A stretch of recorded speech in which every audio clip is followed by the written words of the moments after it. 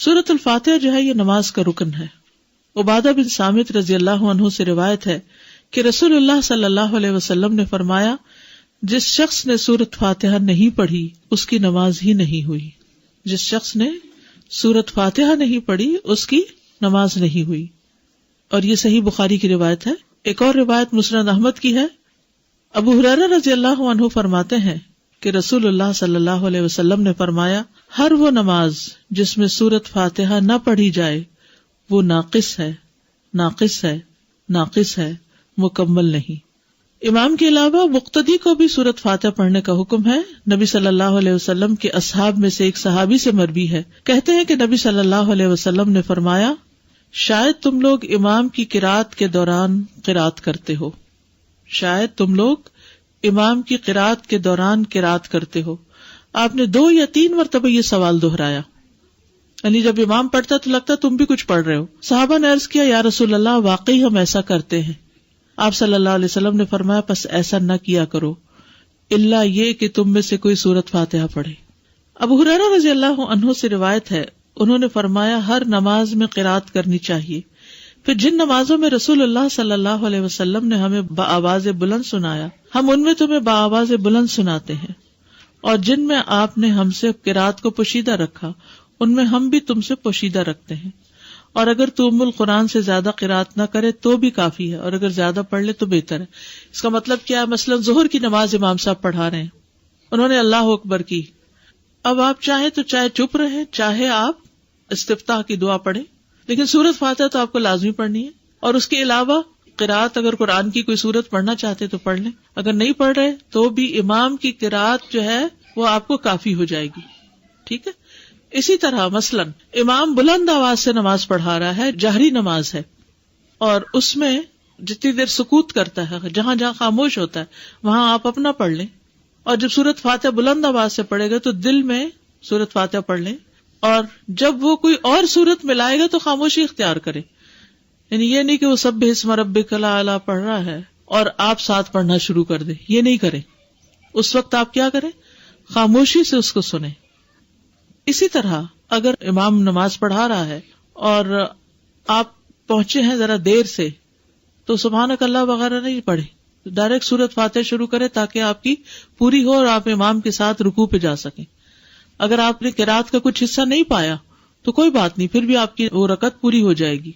سورۃ الفاتحہ کی اہمیت اور فضیلت بہت دفعہ آپ نے پہلے بھی پڑھی ہوگی، صرف یاد دہانی اس لیے کرا دیتے ہیں کہ انسان اگر سورۃ الفاتحہ پر بھی توجہ کر لے نماز میں تو باقی نماز میں خشوع آ جاتا ہے. آپ یہ تجربہ کر کے دیکھیے، اگر آپ نے سورۃ الفاتحہ کو کیچ کر لیا نا کہ اس کو غور سے توجہ سے ترجمے کے ساتھ پڑھ لیا، ترجمے کے ساتھ مرادی کہ دل میں اس کا معنی دہرا رہے ہیں، تو آپ دیکھیں گے کہ آپ نماز میں ٹک جاتے ہیں، پھر نماز میں فوکس قائم ہو جاتا ہے. لیکن اگر شروع سے ہی دھیان نہیں جمع تو پھر بعد میں بھی دھیان جمانا مشکل ہوتا ہے. 7 مثانی کہا جاتا ہے سورۃ الفاتحہ کو. قرآن مجید میں آتا ہے وَلَقَدْ آتَيْنَاكَ سَبْعًا مِّنَ الْمَثَانِي وَالْقُرْآنَ الْعَظِيمِ، بلا شبہ یقیناً ہم نے آپ کو بار بار دہرائی جانے والی 7 آیتیں اور بہت عظمت والا قرآن عطا کیا ہے.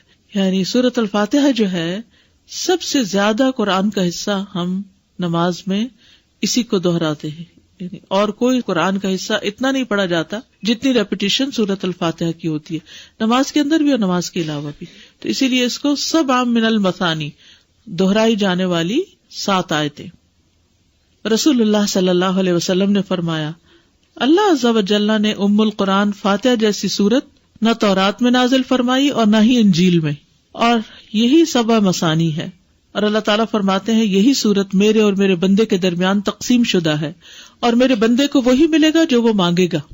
کیسے تقسیم شدہ ہے؟ بہت ہی خوبصورت حدیث ہے یہ. ابو ہریرہ نبی صلی اللہ علیہ وسلم سے روایت کرتے ہیں کہ آپ نے فرمایا جس نے کوئی نماز پڑھی اور اس میں ام القرآن کی قرات نہ کی تو وہ ناقص ہے. 3 مرتبہ فرمایا، یعنی پوری ہی نہیں. ابو ہریرہ سے کہا گیا ہم امام کے پیچھے ہوتے ہیں. انہوں نے کہا اس کو اپنے دل میں پڑھ لیا کرو، کیونکہ میں نے رسول اللہ صلی اللہ علیہ وسلم سے سنا آپ فرما رہے تھے اللہ تعالیٰ نے فرمایا میں نے نماز اپنے اور اپنے بندے کے درمیان آدھی آدھی تقسیم کی ہے. اور یہاں نماز سے مراد کیا ہے؟ سورۃ الفاتحہ. اور میرے بندے نے جو مانگا وہ اس کے لیے ہے. اور اگر اوور آل اس کو لے تو نماز میں کچھ حصہ اللہ سبحانہ وتعالیٰ کی تسبیح ہے، حمد ہے، اور کچھ حصہ دعا ہے. نماز کا مطلب کیا ہے؟ دعا. تو نماز میں یا ہم دعائیں مانگ رہے ہوتے ہیں یا اللہ کی تعریف بیان کر رہے ہوتے ہیں. ٹھیک ہے. تو بندہ جب اللہ کی تعریف کر چکتا ہے اور پھر اپنے لیے دعا کرتا ہے تو دعا قبول ہو جاتی ہے.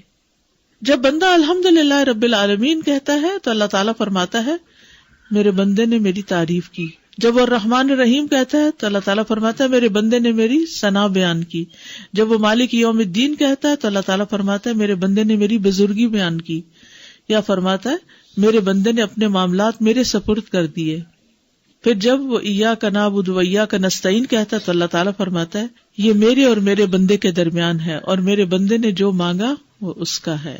اور جب اہدنا الصراط المستقیم صراط الذین انعمت علیہم غیر المغضوب علیہم ولا الضالین کہتا ہے تو اللہ فرماتا ہے یہ میرے بندے کا ہے اور میرے بندے کے لیے ہے جو اس نے مانگا. پھر ہدایت کیسے نہیں ملے گی؟ انشاءاللہ ہدایت ملے گی کیونکہ اللہ نے وعدہ کر لیا. اب آپ دیکھیے اگر ہم نے اللہ کی تعریف کی اور ہمیں سمجھ نہیں آئی ہم نے کیا کیا، ایسے ہی بس تعریف کر گئے اور دعا مانگتے وقت ہم تھوڑے سے متوجہ ہو گئے تو پھر ہم کیا کر رہے ہیں؟ تو سورۃ الفاتحہ کی ایک خوبی یہ ہے کہ یہ اللہ اور بندے کے درمیان تقسیم ہے. سفیان کہتے ہیں مجھے یہ روایت علاء ابن عبد الرحمن بن یعقوب نے سنائی. میں ان کے پاس گیا، وہ گھر میں بیمار تھے. میں نے ان سے اس حدیث کے بارے میں سوال کیا اور انہوں نے مجھے یہ سنائی. اب سورۃ الفاتحہ کی قراءت کا طریقہ کیا ہے، کیسے پڑھی جائے؟ ایک ایک آیت کو وقف کر کے پڑھنا. ام سلمہ سے مروی ہے کہ ان سے رسول اللہ صلی اللہ علیہ وسلم کی قراءت کے متعلق پوچھا گیا تو انہوں نے فرمایا کہ آپ ایک ایک آیت کو وقف کر کر کے پڑھتے تھے. پھر انہوں نے سورۃ الفاتحہ کی پہلی 3 آیات کو توڑ توڑ کر پڑھا. یعنی توڑ توڑ کے یعنی کہ آیت بیچ میں توڑ دی بلکہ ہر آیت پہ وقف کیا. بسم اللہ الرحمن الرحیم الحمد للہ رب العالمین الرحمن الرحیم مالک یوم الدین. اور پھر کہتی ہیں کان یقطع قراءتہ آیتن آیتن کہ نبی صلی اللہ علیہ وسلم ایک ایک آیت کو وقف کر کے پڑھتے تھے. پھر آپ صلی اللہ علیہ وسلم الفاتحہ پڑھتے، آپ اس کی ایک ایک آیت الگ الگ کر کے پڑھتے. بسم اللہ الرحمن الرحیم پڑھتے، پھر رک جاتے، پھر الحمدللہ پڑھتے اور پھر باقی بھی اسی طرح آخر تک. اسی طرح آپ کی تمام قرات تھی. آپ آیات کے اختتام پر رک جاتے اور ایک آیت کو دوسری سے ملا کر نہیں پڑھتے. حضرت عبداللہ بن عباس فرماتے ہیں کہ ایک دن جبریل علیہ السلام رسول اللہ صلی اللہ علیہ وسلم کے پاس بیٹھے ہوئے تھے، کیونکہ آپ کو معلوم ہے نا کہ جب وہ وحی لاتے تھے تو آپ کے پاس بیٹھتے تھے، کہ انہوں نے اپنے اوپر ایک زوردار آواز سنی. انہوں نے اپنا سر اٹھایا، پھر فرمایا یہ آسمان کا ایک دروازہ ہے جو آج سے پہلے کبھی نہیں کھلا. پھر فرمایا یہ ایک فرشتہ ہے جو آج سے پہلے زمین پر کبھی نہیں اترا. پھر اس فرشتے نے آپ صلی اللہ علیہ وسلم کو سلام کیا اور 2 نوروں کی خوشخبری دی اور کہا یہ 2 نور آپ ہی کو دیے جا رہے ہیں، آپ سے پہلے کسی نبی کو نہیں دیے گئے. ایک سورۃ الفاتحہ اور دوسرا سورۃ البقرہ کی آخری 2 آیات. آپ جب کبھی ان دونوں میں سے کوئی کلمہ تلاوت کریں، یعنی سورۃ فاتحہ پڑھیں یا سورۃ البقرہ کی آخری آیات پڑھیں، تو آپ کو طلب کردہ چیز ضرور عطا کی جائے گی، یعنی اس کے بعد دعا قبول ہوتی ہے. صحیح مسلم کی روایت ہے. تو اس سے پتہ چلتا ہے کہ سورۃ الفاتحہ کتنی عظیم سورت ہے اور اس کا پڑھنا کتنا بابرکت ہے. اور اللہ سبحانہ وتعالیٰ نے رسول اللہ صلی اللہ علیہ وسلم پر خاص انعام فرمایا اور آپ کو یہ سورت عطا فرمائی. قرآن پاک میں آتا ہے وَلَقَدْ آتَيْنَاكَ سَبْعًا مِّنَ الْمَثَانِي وَالْقُرْآنِ الْعَظِيمِ کہ ہم نے آپ کو 7 بار بار دہرائی جانے والی آیات عطا کی ہیں، اور اس سے مراد سورۃ الفاتحہ ہی ہے. ایک اور حدیث ہے جو بخاری کی ہے. آپ صلی اللہ علیہ وسلم فرماتے ہیں حضرت ابو سعید سے، یعنی اپنے ایک صحابی سے، آپ نے فرمایا میں تجھے قرآن کی ایک ایسی سورت بتلاؤں گا جو قرآن کی سب سورتوں سے بڑھ کر ہے، اور وہ ہے الحمد للہ رب العالمین، اور یہی ہے وہ 7 آیات جو بار بار دہرائی جاتی ہیں، اور قرآن عظیم جو مجھے دیا گیا. حضرت ابو ہریرہ رضی اللہ عنہ فرماتے ہیں کہ آپ صلی اللہ علیہ وسلم نے فرمایا سورت الحمد ہی ام القرآن ام الکتاب اور دہرائی ہوئی 7 آیات ہیں. یہ ترمذی کی روایت ہے. اس سورت کا نام الشفا بھی ہے اور الرقیہ بھی ہے، یعنی اس کے ذریعے دم بھی کیا جاتا ہے، شفا بھی حاصل ہوتی ہے.